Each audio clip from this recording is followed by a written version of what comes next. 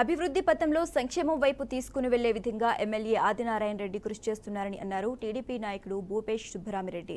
కడప జిల్లా దోమర నంద్యాల సుద్దపల్లి గ్రామాల్లో జరిగిన గ్రామ సభలో ఆయన పాల్గొన్నారు. గ్రామ సభలను ప్రతి ఒక్కరూ సద్వినియోగం చేసుకోవాలని తెలిపారు.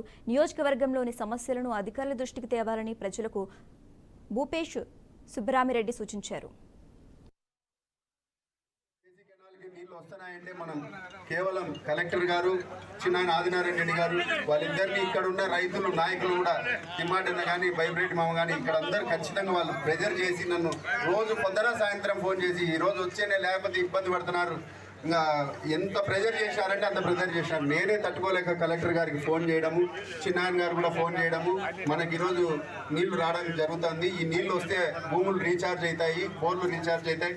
మనకు ఖచ్చితంగా మన అవసరాలకు ఖచ్చితంగా ఇంకా 20 రోజులు సహకారం కావాలన్నా కూడా ఫండ్స్ తీసుకొని వచ్చే విధంగా కూడా చిన్నాయన ఆదినారాయణ రెడ్డి గారు ఎమ్మెల్యే గారు ఖచ్చితంగా ఆయన వంతు కృషి చేసి పరిగెత్తి నియోజకవర్గాన్ని అభివృద్ధి పదంలో తీసుకునే విధంగా సంక్షేమం వైపు తీసుకునే విధంగా ఆదినారాయణ రెడ్డి గారు చిన్నాయన ఖచ్చితంగా ఆయన అంతు కృషి చేస్తారని కూడా ఈ సందర్భంగా తెలియజేస్తాను.